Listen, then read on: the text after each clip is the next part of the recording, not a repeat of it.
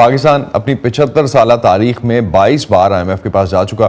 آج پاکستان ایک بار پھر ایک ایسے بحران میں ہے جس کے لیے وہ دوبارہ آئی ایم ایف کے پاس پہنچ چکا ہے. اس پر بات کرتے ہیں یوسف نظر سے جو اس وقت ہمیں لندن سے جوائن کر رہے ہیں. یوسف بہت شکریہ ہمیں جوائن کرنے کا. وزیر خزانہ نے آئی ایم ایف کے اجلاس میں شرکت نہ کرنے کی وجہ بتائی کہ ملک میں سیاسی بحران ہے. نہ تو پاکستان کے لیے سیاسی عدم استحکام جو ہے وہ کوئی نئی بات ہے, نہ آئی ایم ایف کے پاس جانا. تو آپ دونوں میں کیا تعلق دیکھتے ہیں؟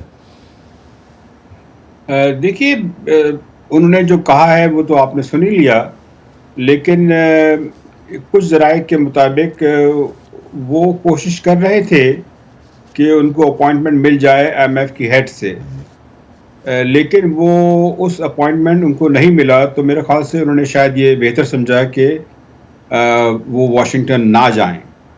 اور جہاں تک تعلق ہے آئی ایم ایف کے پیکج کا, وہ خود جو ہے حکومت تو یہی کہہ رہی ہے کہ ہم نے ساری شرائط کر دی ہیں, اور جو بیرونی ممالک سے بھی جو یقین دہانیاں جو ایشورنسز ملنی تھی وہ بھی مل گئی ہیں, یا ایک آدھ سے مل جائیں گی جیسے یو اے ای سے. لیکن ابھی تک جو ہے اس بات کے کوئی واضح آثار نہیں ہیں کہ آئی ایم ایف کا پروگرام جو ہے وہ اس پہ ایگریمنٹ ہو جائے گا اینی ٹائم سون, اس لیے کہ یہ بیانات حکومت کی طرف سے آئے ہیں لیکن آئی ایم ایف کی طرف سے جو ہے وہ خاموشی ہے. تو جب تک آئی ایم ایف خود کچھ نہیں کہتی کہ اس پہ کیا بات ہوگی, اس بارے میں کہنا مشکل ہے. اور دوسری بات یہ ہے کہ اگر آئی ایم ایف سے ایگریمنٹ ہو بھی جائے تو بھی پاکستان کو مشکلات کا سامنا رہے گا, اور جو ڈیفالٹ کا خطرہ ہے وہ میری نظر میں تو ابھی دور نہیں ہوا. تو ابھی جو کچھ ادائیگیاں جون تک پاکستان کو کرنی ہے وہ پھر کیسے کرے گا پاکستان؟ اور سب سے بڑھ کے اب تو آگے بجٹ پہ بھی جو ہے وہ ڈاکومنٹ پہ کام ہونا شروع ہو گیا ہوگا, تو کس طرح سے بجٹ بن رہا ہے پھر اگلے سال کا؟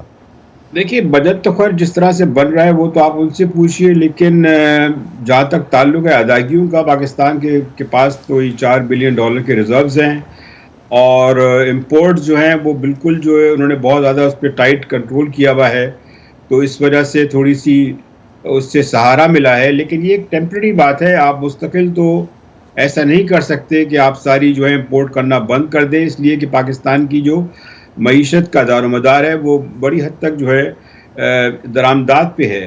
اور اگر ایسا ہوتا ہے تو پھر ایک اور بات کا خطرہ یہ ہے کہ ہماری جو اکانومی ہے وہ ابھی تو یہ کہا جا رہا ہے کہ شاید 1% سے کم پہ گرو کرے, میری رائے میں تو شاید یہ کانٹریکشن کے موڈ میں ہے.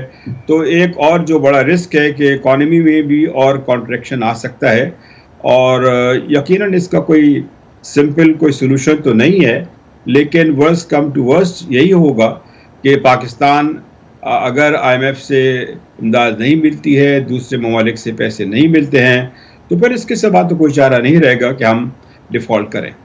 تو ایک بحث جو یہ ہو رہی ہے کہ پاکستان ان مشکلات سے اور اس وقت جو قرضوں کے بوجھ تلے دبا ہے اس سے نکلنے کے لیے ریسٹرکچرنگ کی طرف چلا جائے. لیکن رضا باقر کا لاسٹ ویک جو ایک آرٹیکل تھا اس میں پڑھ رہا تھا, اس میں لکھا کہ قرضوں کی نوعیت ایسی ہے کہ پاکستان اپنے ان قرضوں کی ادائیگی کے لیے کیا کر سکتا ہے, ایٹ لیسٹ ریسٹرکچرنگ ایک آپشن نہیں ہے جس طرح کے قرضے اس وقت پاکستان نے لیے ہوئے ہیں. دیکھیے دو بات یہ ہے کہ ایک پاکستان کے جو قرضے ہیں اس میں سے کوئی 33 بلین جو ہے وہ چائنا کی طرف سے, تو اس کا انحصار تو جو ہے وہ نہ ورلڈ بینک پہ ہے نہ آئی ایم ایف پہ ہے, وہ چائنا پہ ہے. ری اسٹرکچرنگ دو طرح سے ہوتی ہے, ایک ری پروفائلنگ ہوتی ہے, اس کا مطلب یہ ہے کہ آپ اسی قرضے کو اس کی جو مدت ہے ری پیمنٹس کی وہ بڑھا دیں. اگر فرض کیجئے آپ 10 سال کے اوپر کرنا چاہ رہے تھے اوریجنلی, تو آپ اس کو 15 یا 20 سال کر دیں.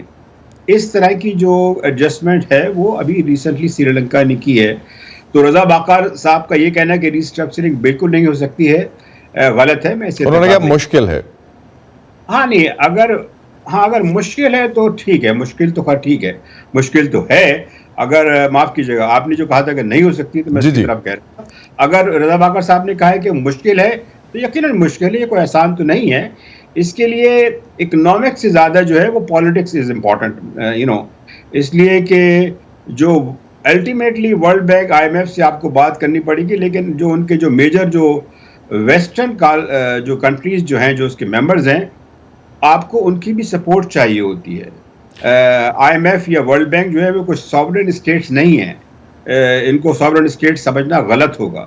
مسئلہ یہ ہے کہ آئی ایم ایف خود جو ہے وہ اس وقت جو ٹینشنز ہیں امریکہ اور چائنا کے درمیان وہ اس کے بیچ میں سکویزڈ ہے، اس لیے کہ دونوں جو ہیں بڑے وہ امپورٹنٹ ممبر ہیں آئی ایم ایف کے۔ چائنا کی جنرلی پالیسی یہ رہی ہے کہ وہ ریسٹرکچرنگ نہیں کرنا چاہتے، لیکن جو آئی ایم ایف کی جو ہیڈ ہیں انہوں نے تو اس بات پہ کہا ہے، زور دیا ہے میٹنگز میں، G20 کی میٹنگز میں بھی، کہ ہم کو سب کو مل کے اس کا کوئی سلوشن جو ہے تلاش کرنا اس چاہیے۔ کے مسئلہ اکارڈنگلی یہ ہے کہ ایک چیز بالکل لاسٹ پہ یوسف میں جاننا چاہوں گا پاکستان کے حوالے سے، پاکستان کے عوام جس اس وقت معاشی بحران میں ہے اور آف کورس سب سے زیادہ متاثر وہی ہیں، اب تو فلاحی ادارے جو ہیں انہوں نے بھی کہنا شروع کر دیا کہ ان کے لیے کام جاری رکھنا مشکل ہو رہا ہے، تو پاکستان کے فیصلہ ساز یا جو لیڈرشپ ہے ملکی معیشت کو پٹری پہ لانے کے لیے کر کیا سکتی ہے؟ کوئی آپشنز ہیں کیا؟ دیکھیں، یہ جس طرح سے پورے معاملات کو لے کے ہم چلے ہیں، اور خاص طور پہ پچھلے سال میں ہم نے اپنے آپشنز خود جو ہیں کم کر دیے ہیں۔ اگر ہم اکتوبر میں نومبر میں جو ریویو تھا کمپلیٹ کر لیتے تو فنڈز کی پوزیشن بہتر ہوتی، فورن ایکسچینج ریزروز کی پوزیشن بہتر ہوتی، لیکن یہ جو ڈی ویلیوشن ہوا ہے، جو روپے کی قدر میں اتنی تیزی سے کمی ہوئی ہے، اس کی وجہ سے مہنگائی میں اور اضافہ ہوا ہے، اور یقیناً وہ تو جب تک ہم اپنی بہت ساری چیزیں درست نہیں کر لیتے، جی اس مہنگائی پہ قابو پانا تو بہت مشکل ہوگا۔ مجھے تو خدشہ ہے کہ مہنگائی اور بڑھے گی، اس لیے کہ اگر روپے کی قدر گرتی ہے تو مہنگائی میں بھی مزید اضافہ ہوگا۔ بہت بہت شکریہ یوسف نظر صاحب، آپ ہمارے ساتھ تھے لندن سے، اور جس وقت پاکستان کو جن مسائل کا سامنا ہے، معاشی مسائل کا، اس حوالے سے ہم سے بات کر رہے تھے۔ Thank you.